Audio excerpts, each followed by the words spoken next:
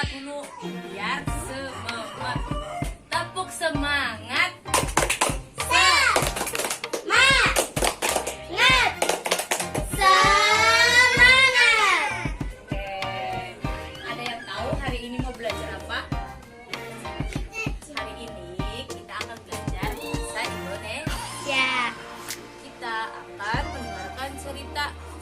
Akan bercerita, lalu kalian mendengarkan, menyimak apa yang ibu ceritakan. Nah, ibu akan bagikan satu persatu dongeng tentang maling kuda. Papa.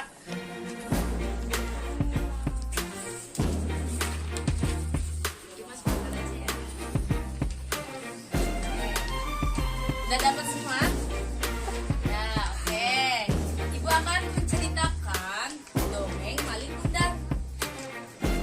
Pada zaman dahulu, ada sebuah cerita di sebuah perkampungan nelayan pantai air manis di daerah Padang, Sumatera Barat. Hiduplah seorang janda bernama Mande Rubaya bersama seorang anak laki-lakinya yang bernama Maling Kuda. Mande Rubaya sangat menyayangi. Mande Rubaya sudah tua. Ia hanya mampu bekerja sebagai penjual kue untuk mencukupi kebutuhan ia dan anak tunggalnya. Suatu hari, akhirnya ia dapat disembuhkan berkat usaha keras ibunya.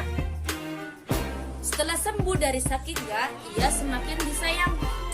Mereka adalah ibu dan anak yang saling menyayangi. Kini, Malin sudah dewasa. Ia meminta izin kepada ibunya untuk pergi merantau ke kota karena saat itu sedang ada kapal besar merapat di pantai air manis. Jangan, Malin, ibu takut terjadi sesuatu denganmu di tanah rantau sana. Menetaplah di sini, temani ibu, ucap ibunya sedih setelah mendengar keinginan Malin yang ingin merantau. Ibu, tenanglah, tidak akan terjadi apa-apa denganku, kata Malin sambil menggenggam tangan ibunya. Ini kesempatan ibu, karena belum tentu setahun sekali ada kapal besar merapat di pantai ini. Baiklah, ibu izinkan. Cepatlah kembali, ibu akan menunggumu, nak, kata ibunya sambil menangis. Meski dengan berat hati mendengar kata-kata pedas istrinya, Malin gendang langsung mendorong ibunya dan terguling ke pasir. Wanita gila, bukan anakmu, ucap kasar. Ada juga.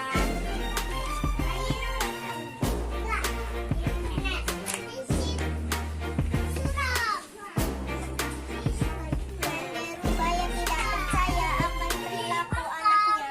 Ia jatuh terlunjuk sambil berkata, Malin, anakku, aku ini ibumu, nak. Mengapa kau jadi seperti ini, nak? Maling kundang tidak mempedulikan perkataan ibunya. Ia tidak akan mengakui ibunya. Ia malu kepada istrinya melihat wanita itu beringsut hendak memeluk kakinya. Malin menendang sambil berkata, Hai wanita gila, ibuku tidak seperti kau melarang dan kotor. Wanita itu terkapar di pasir menangis dan sakit hati. Orang-orang yang melihatnya ikut terpana dan kemudian pulang ke rumah masing-masing. Mande Rubaya pingsan dan terbaring sendiri. Masih, tepuk tangan buat Nabila. Nah, lanjutkan. Tika, lanjutkan. Mbak Iko.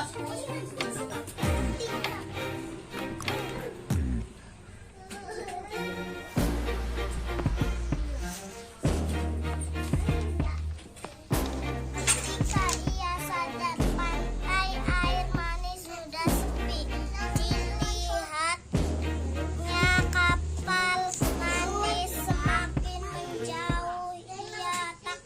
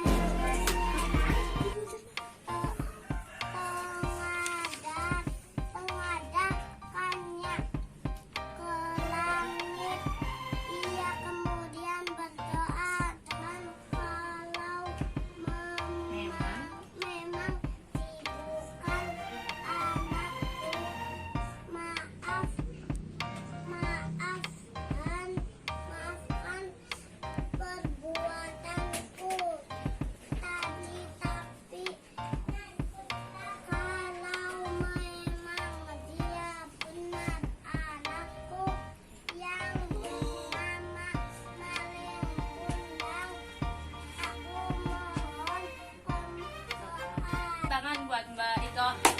Terima kasih sudah membacakan. Oke, Ibu akan bacakan lagi ya. Tiba-tiba datanglah badai besar menghantam kapal Malin.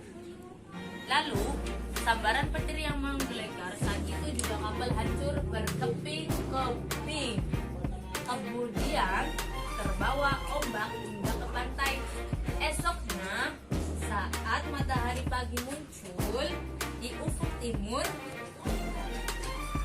kemudian ada sebuah batu yang menyerupai sebongkah batu yang menyerupai tubuh manusia.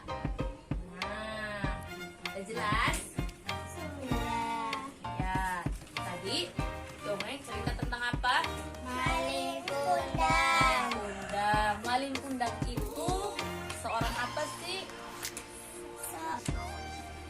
Remaja yang merantau untuk pergi laut untuk bekerja, mencari apa ya? Untuk mengadu nasib untuk keluarganya biar lebih baik. Dan akhirnya Malin Kundang bertemu seorang gadis yang sangat kaya raya. Kemudian Malin Kundang berlayar ke laut manis tadi tempat ibunya tinggal. Kemudian ibunya bertemu dengan Malin. Lalu ibunya diusir, digunakan oleh kok seperti itu.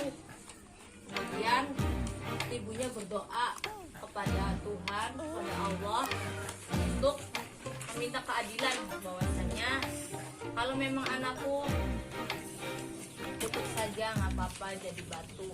Nah, pada keesok harinya di laut pantai manis itu terdapat sebuah batu yang menyerupai tubuh manusia. Siapa yang mau bercerita? Saya, Bu. Ceritakan kembali. Itu orang miskin, tetapi dia mengaku orang kaya. Dan ibunya menangis.